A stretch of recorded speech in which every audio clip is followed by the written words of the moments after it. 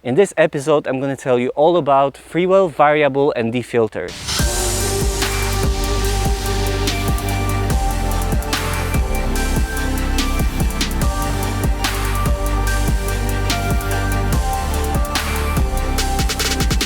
Hello everyone, my name is Mariuszgajdzik, and on this channel we talk about photography, filmmaking and everything around it. From some time I've been struggling with my current ND filters. I have a Tiffen ND filter and I have a K&F ND filter, and I started noticing they have some problems. They give me some problems and I wasn't happy with the quality they provide when I record the videos for my clients and for myself. So I started looking for other solutions like that, and I found the filters from Polar Pro, the Tiffen K&F filters, and I was like, I need to get it. But then I saw the price and I wasn't ready to spend this much money on the filters.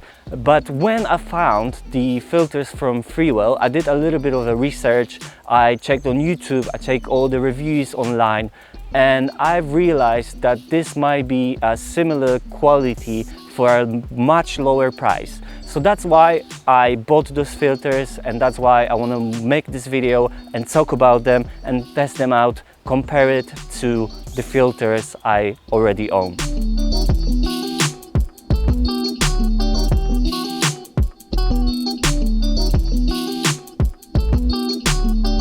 Let's start with the unboxing. The first thing we see in the box is this paper envelope that includes the manual, the lifetime warranty, and this really cool magnetic lens cap, which I'm going to tell you more about later. Next one is the metal box that includes our 225 stop filter, the microfiber cloth, another box with the next filter, which is 6 to 9 stops, and another magnetic lens cap.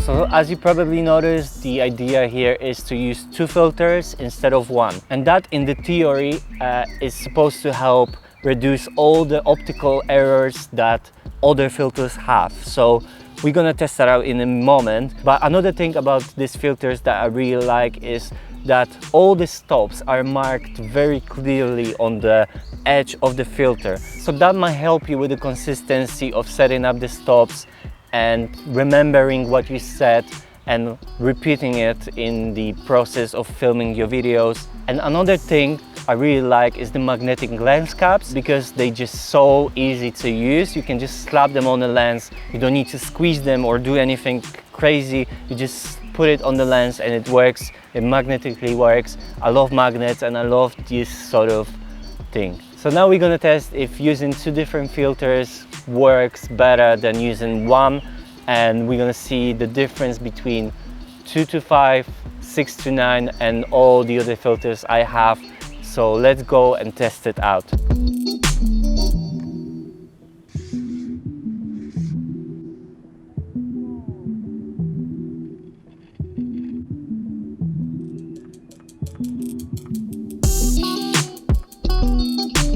In this test, I would like to show you how those filters affect our footage on every stop and how they compare to Tiffen and K&F ND filters. All the footage is filmed on the same white balance. Let's begin with the Freewell 225 stop.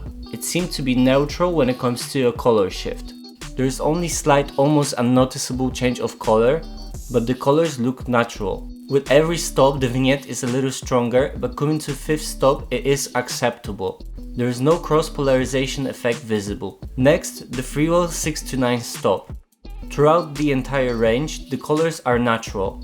There is only slight, almost unnoticeable change of color. On the 9th stop there is a noticeable vignette. There is no cross polarization effect visible. Next is the Tiffen 2 to 8 stop. It works pretty well until the 6th stop, where everything starts to fall apart. There is strong color shift to color temperature And on the 8 stop, which I use very often, the image is unacceptable as it becomes just blue due to cross polarization effect. The last filter is the K&F 225 stop. It adds warm color shift to the footage. Unfortunately, with every stop the footage becomes less saturated and contrasted. At 5th stop there is cross polarization effect. The filter does not vignette too much though. Next we will test the vignette on a wide angle lens. We will test with the Sony a6400 with a 10 to 18mm lens. I will show you how they perform on the 10mm, which is equivalent to 15mm, as well as the 12mm, which is equivalent to 18mm on full frame sensor. Freewell claims there should not be vignette on the lens above 16mm. First, the K&F. As you can see, on the 10mm vignette is pretty bad, even with the filter on the lowest stop. It becomes worse when we close the filter to 5 stops. And it's very clear why, because of the cross polarization. When we zoom in to the 12mm, the results are similar.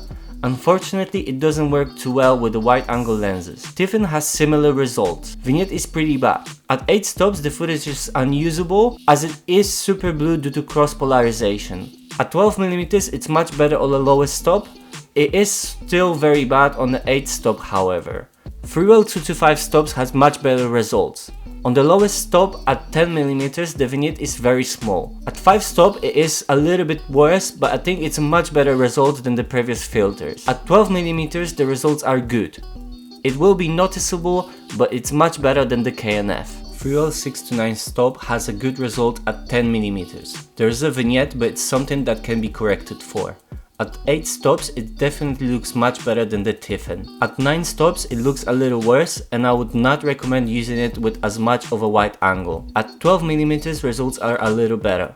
At 8 stops the footage is usable, but I would still not recommend using it at 9 stops on a wide angle lens. You can see it yourself.